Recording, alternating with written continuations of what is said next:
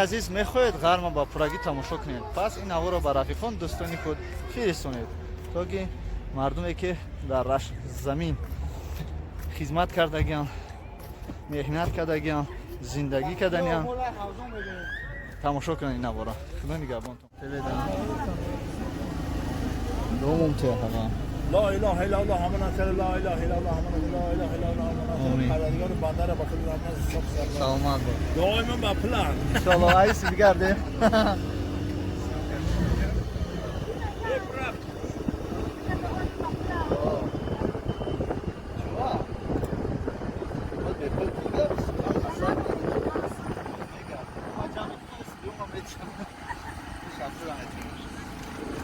اومدیم автоцентр میگیم که ترمینال غرم. برادرها ما رفتیم ان شاء الله به طرف غرم حرکت کنیم.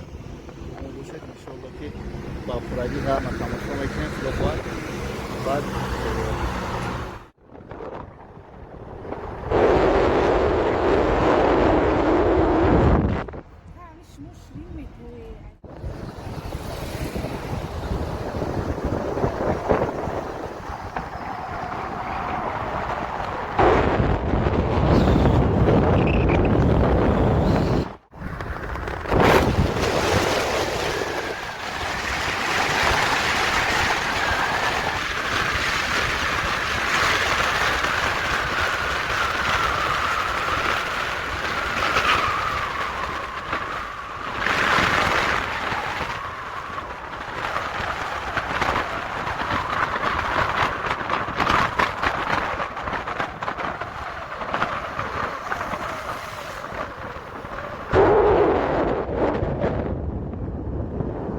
برادران عزیز ما سفر خود را سر کردیم طرف غرم. این قطعه برادر تاکسی اینجا غرم و گپو سر میشه روغون دا میدریم ای روغون او طرف همش طرفی غرم ما که سفر رو بخواهیم. برادرها در اومدگاهی روغون، برادرها در روزای روغون. خدا نگهبان تماشا اینا بود هوای تاجیکستان کوکو سر.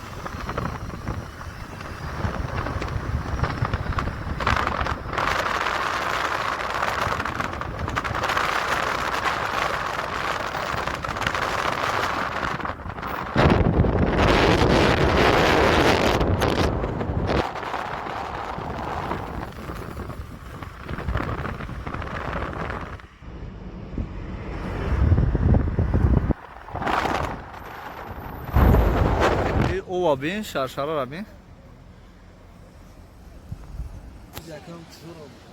камазора ҷои муҳикаи камазо. ина бародарони азиз мо тарафи ғарм рафтем. ина ватана тамошо кунем бародаро ҳама ба хотири шумо дӯстони азиз. инҷа ҷои камазшӯӣ. бародарони азиз ҳама каса хуш омадем. агар хоҳем чунин наворҳо бисёртар шавад пас наворҳоро ба рафиқон дӯстони худ фиристонед ва лайк подписатсияро фаромӯш накунед то ки мо ҳам кӯшиш кунем ки ба ҳар як куҷое ки рафтем шавқу ҳаваси мо ҳам зиёд шавад ки мухлисони мо хеле зиёд ҳастанд. худо нигаҳбонтон бошад.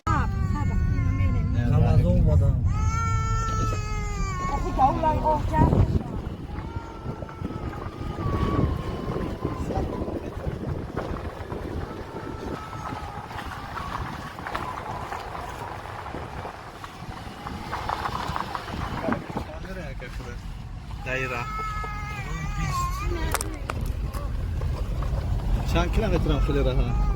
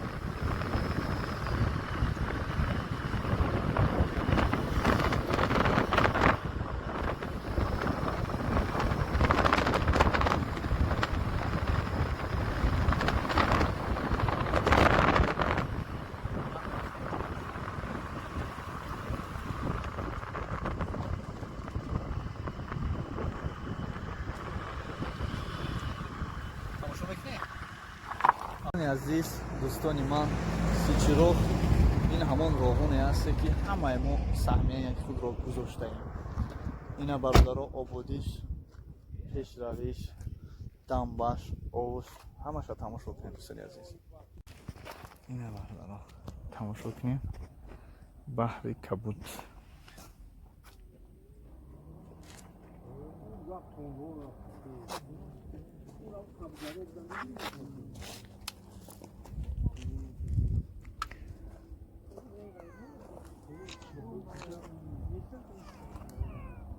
бародаро барои шумо ҳама тарафаш ҳама гӯшаву канораш ман наворбардорӣ кесам. ина бинем трасса омадаистанд мошино ҳамиҷа то тарафша шумода наворбардорӣ мекарда нишон дода истодам ки дӯстони азиз мана кор олиам рафта истодааст.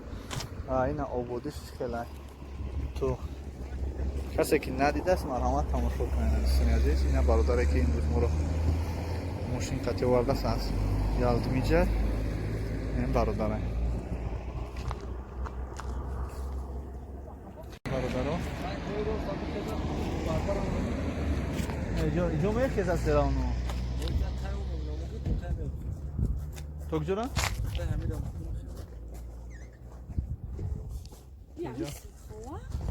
сирхова диди кабута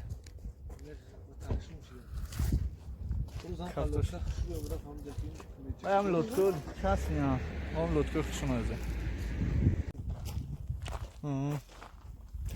не бародаро бу хай нафаране ки дар ҷа зиндагӣ мекунанд медонанд маълумоти пуррара аз онҳо мешунавем. мо танҳо ба шумо нишон медиҳем ки бародаро ина ободӣ ватан ободӣ роғун чӣ хел шида аст пешравӣ чӣ гап аст танҳо мо метавонем нишон диҳем. барои ки маълумоти пуррара шумо метавонед танҳо аз гусихтон радиои озод ё ки аз ахбороте ки дар телевизор нишон медиҳанд то маълумот ҷамъ мекунем ки дар улави Таҷикистон мерасем.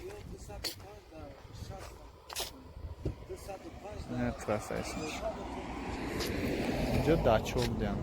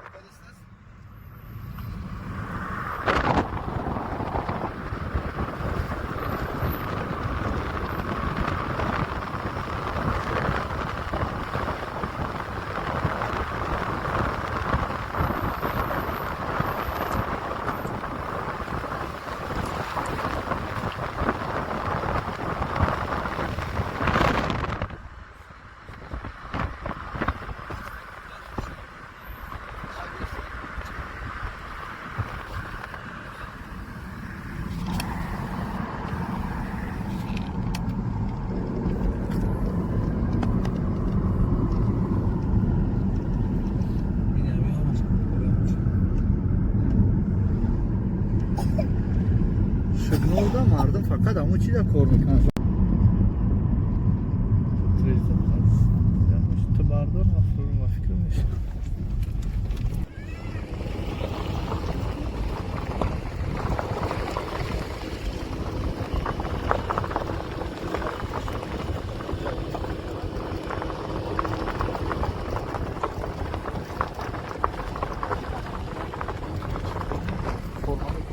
کار میکنن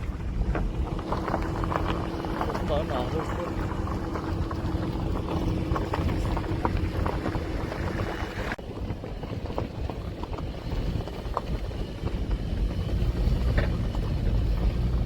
اگه این او دوست ما در نخیزن که دور میشن یا لطکا میگیرن ای پرای او پرای او میگذرن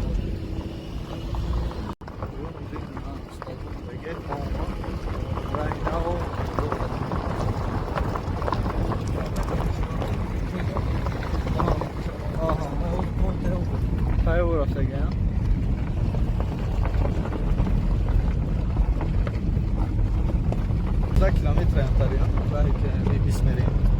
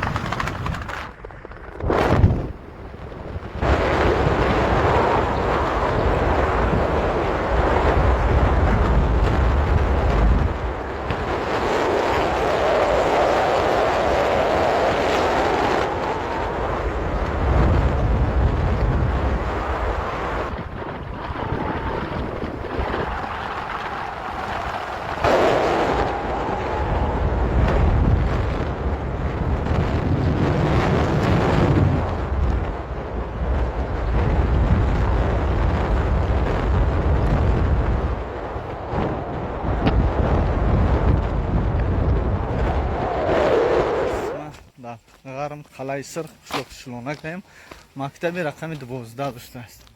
Ина бародарони азиз мактаби рақами 12 қишлоқи қалаи сир қишлоқи шилонак ҷамоати қалаи сир ина мактабаш.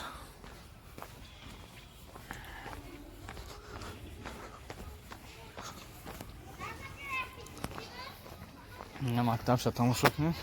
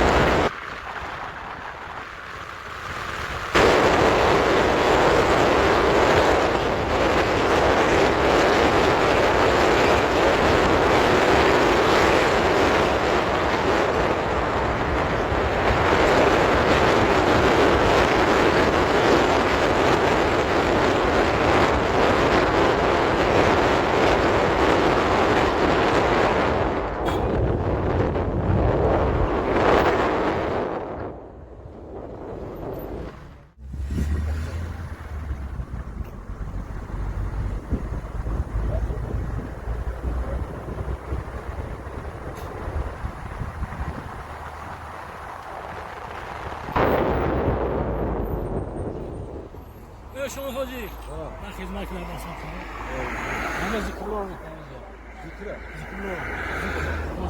kim meblag şarap? Meblag çekiyor bak. Ben kim dana belki ben. Bu çeşmeti. Çeşmeti. O tamamen bu mayna böyle. Yemin ederim. Bir gidelim hocam camon. Şun tabii amuna tamam. Bu naşidi kilito. Bu da kalat barı kalat koyuyor mu ki naşi. Bu adı da saksı değil mi? Ha bu naşidi çorum var. Naş. Takadıl damı söylüyor.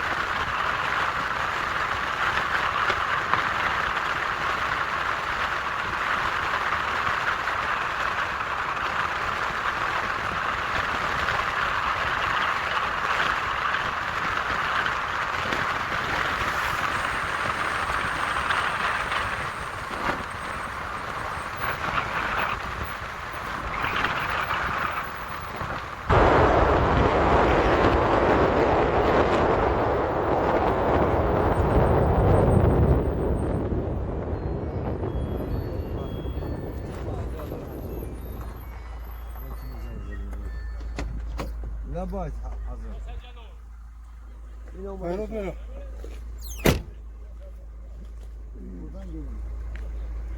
لباید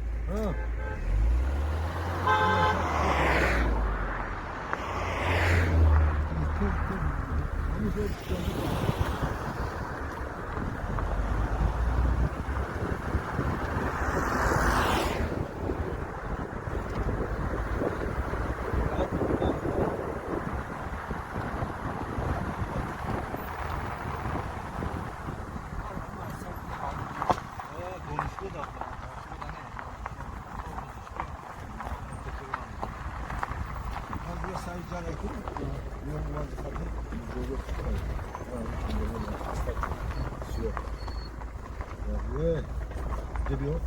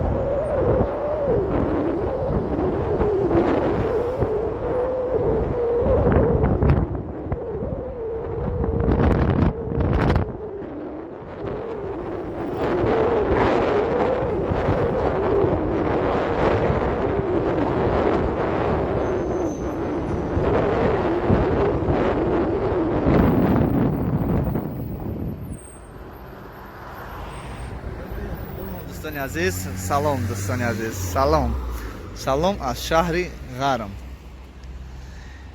این ما در درون شهر غرم برادران عزیز. من یک چیز نمیخوام به نظر گرفتم که همین 50% پادپیشکوی ما ای ناحیه رشتن ای شهر غرم.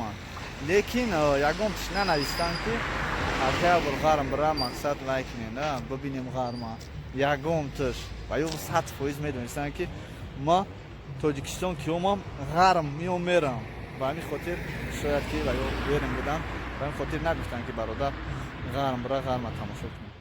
میریم تماشا درون غرم با همراه شکونه تاجیکستان در ناحیه رشت شهرک غرم.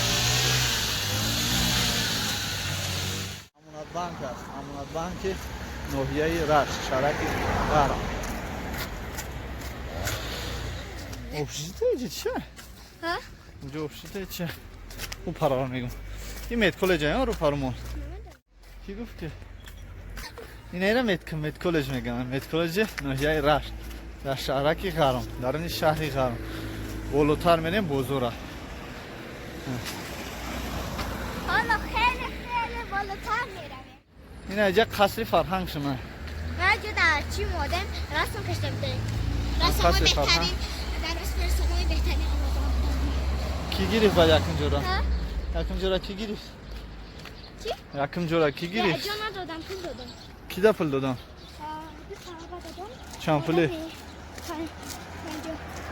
50 سومی. من استادیوم میریم؟ استادیوم؟ آه. چو؟ حکومت ها؟ چجا کار پیش میارم؟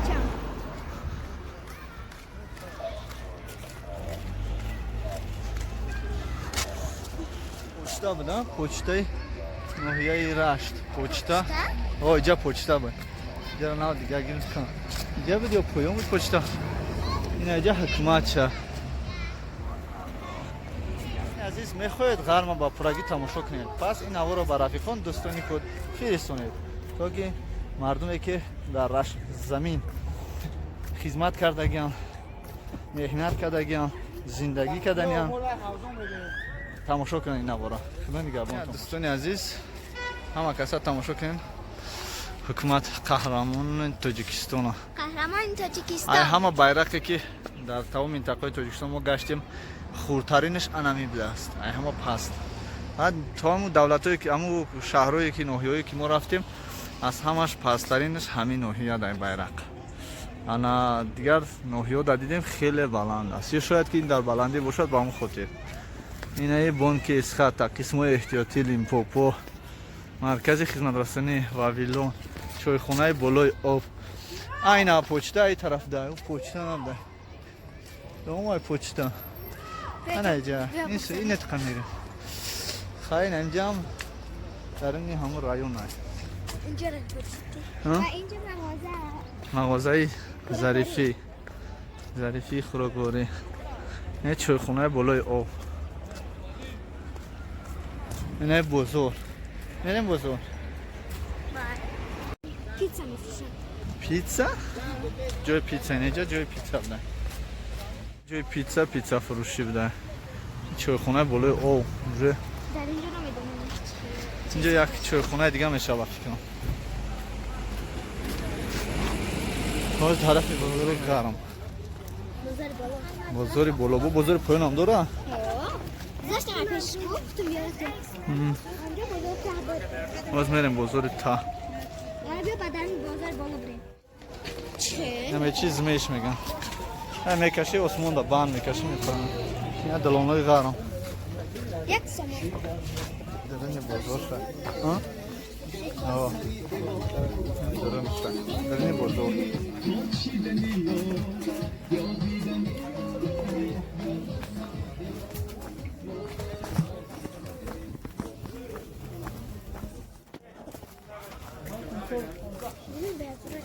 چوا؟ چو کت کردم؟ تو ماشین رفتن اتوین با چکر میریم چشم؟ حالا یاد دارو میگیرم ایتیم تا نیستی این پرته دومی ها؟ همه فاکتور مدرا فاهم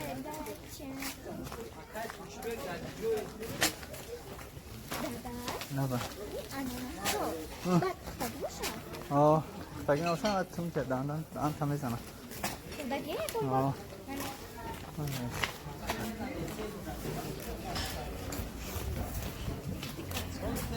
نجا میرم تا میرم نجا بزرگ پایان همیشه نقشه بزرگ پایان من نقشش مشیدم کو آه کش بچه میبرم اگر خمادی چه؟ طالبان چی درس ده؟ رسانی اصلا در نیست بود چی تو نرفتی؟ چرا تو نرفتی؟ کجا؟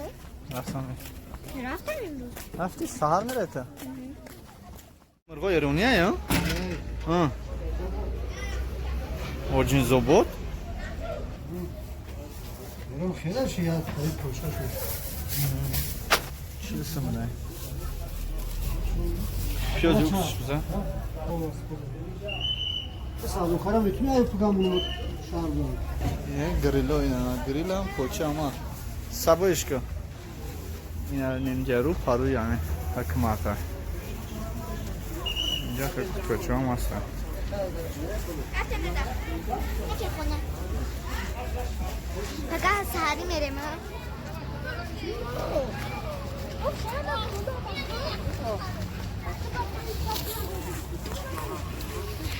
نه اووالی یعنی اوی غرم خیلی اصلا نشد کساشه او کلود نکنی گرفتی؟ درو ما در درون ناحیه رشت شهرک غرم برای شما این جاها را ناربرداری میکنیم که شما در غربی ببینید همین جاهای زیبایی و طبیعی کلج طبی ناحیه رشت چیش برفته خیلیه نه در ناحیه رشتیم کلج طبی شایجا ما در اینجا یک سال خطانکیم یک ششم یا که یک سال درس بودگیم در همینجا معلم زبان انگلیسی طرف میریم طرف استادیون شما میریم یا تماشا میکنیم بعد استادیون باقی فرهنگی فراغتی درانی عزیز باقی فرهنگی فراغتی ناحیه رشت می‌داریم در باغ فرهنگی ناحیه فراغتی ناحیه رشت درون باغ ده چی جا کراچی دومی شو این طرف ده استادیون شونه این استادیون شونه میمونم دوره نه چی بانه اونجا هویا کو اینجا باغ شونه باغ ناحیه رشت عزیز اینه را ایدیبه که غرمی میگن این ناحیه رشت ای نوبت یکا ای کترین بود برادران عزیز این برادر روز میگه که در اینجا چی بنیاد شده است ناحیه رشت در شرکی هرم کو گابزا سلام علیکم کو چند آدم میبره در اینجا 600 سلام علیکم 600 نفر چی میشه در اینجا آمفی‌تئاتر در 600 نفر 600 تا استولچه میشه که فقط جای نشست بغیر در بالای همه ای با شما استولچه میمونه نصیب شد اینم خیلی ها همه این آمفی‌تئاتر ده کنسرت همینجا میگذاره بگو یه رو همه را ختم با دست نزستی نه هنرهای مردمی گفتنی گپا این همه اینه ها این برادرم یک وقتا یکاترینبورگ همین چیزا را گرفته اومده بود کلابوشا دوستان عزیز سلام دوستان عزیز هنرهای مردمی ناحیه رشت ساز نمودنی همین بردیوالیش بگیم اگر خطا نمیکنیم یا بالا دیوالی چخیلی که شما دیدین و گلدونی که شما در اینجا دیده است من این گلدونی که شما دیده ایستادین این اولی نو تمام است از پیشید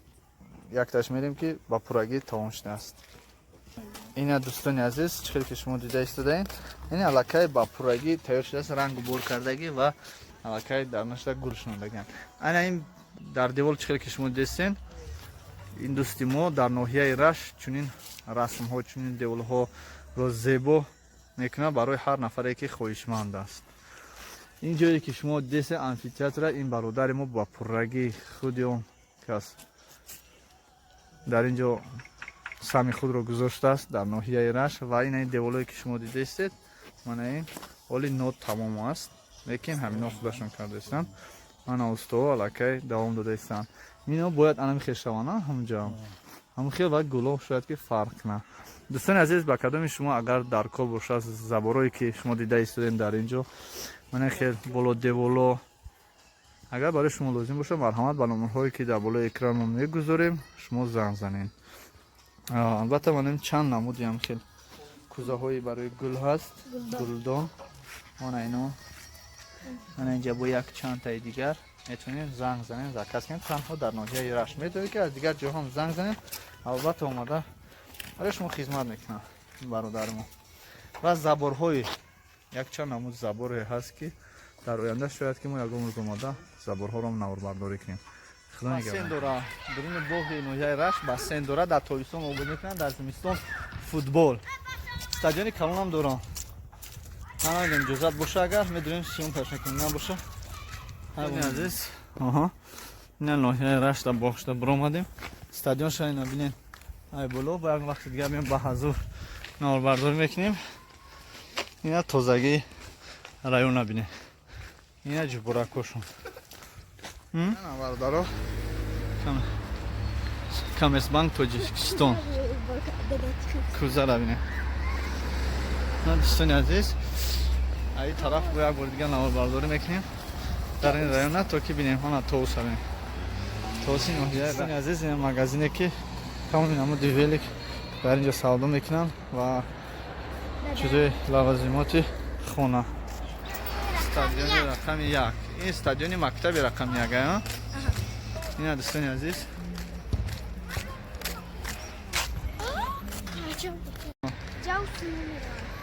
Ҷумерон. Мактаби 1 ноҳияи Рашт.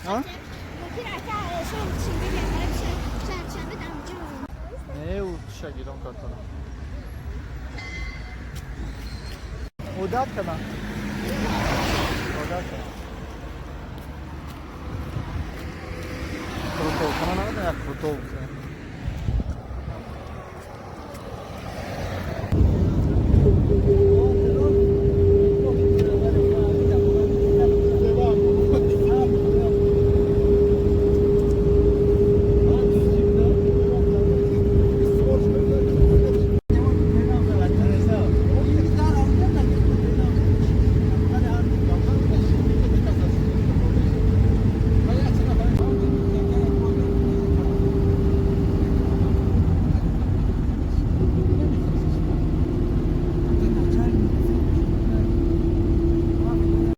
бародарони азиз, ба ҳамаи шумо аз шаҳраки Гарм салом. Мо дар шаҳри Гарм ҳастем.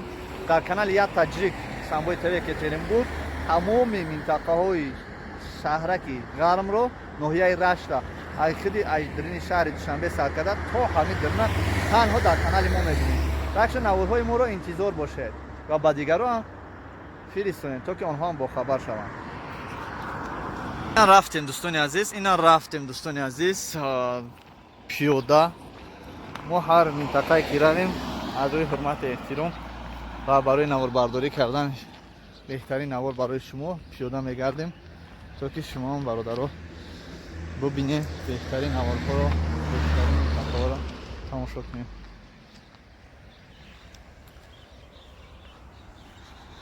Яксад 60. اینجا مغازین کلان دوستانی عزیز که آرد روغن تمام لوازماتی که برای شما برای خونتون در کاره در اینجا می‌آوریم. عزیز شما میدونید که کدام سال من در ناحیه رشت در شهرک گرم کار کردم. اگر ندونید من با شما میگم، اگر بدونید در کامنتار نویسید. پیش از آن که نوار را تا تماشا میکنید در کامنتار نویسید. دوستان عزیز، سال 2008 سال ما را از دانشگاه دولتی آموزگاری به ناحیه رشت میفرستانند که ما البته 2 سال پیش از آن که ما ناحیه رشت اومدیم در каратегинский مکتب 63 همچون آموزگاری زبان انگلیسی زبان خارجی درس میگفتیم. بعدا به دانشگاه فیلیال دانشگاه آموزگاری دولتی فنون صنعتی عینی ناحیه رشت فرستاندم.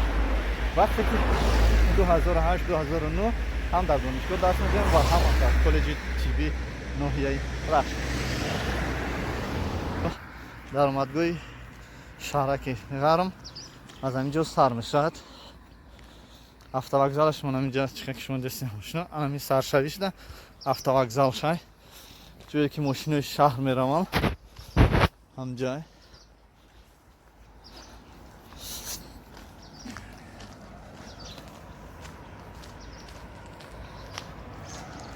شما در چشمتون میبینین در اومدگاه همین است مغازه بعد قسم‌های احتیاطی مغازه بعد заправка بعد از заправка аллахе автовокзали шараки ғарм ғармаш мо мебинем дӯстони азиз дар ин шаҳраки ғарм кӯмирфурӯшон хеле бисёр ҳастанд дар ҳар минтақа дар ҳар кӯҷа дар ҳар қишлоқ кӯмир мефурӯшанд ин магазини ки дар даруни автовокзал ҳастанд аҷа бо чойхонаҳо ҳастанд кафе ҳастанд дӯстони азиз дар ноҳияи рашт чиқел ки шумо дидестем мо дар автоцентрем дар инҷо саҳар қати бисёртар папути намешавад камтар сабр мекунед соатҳои 9-10 папути нархи арзон то 30 сомон нархи аввалшон 40 нест 50-60 баъдаи 60 меистем камтар ждат мекунем мошинои раҳ меянд 40-35 як хелиш папути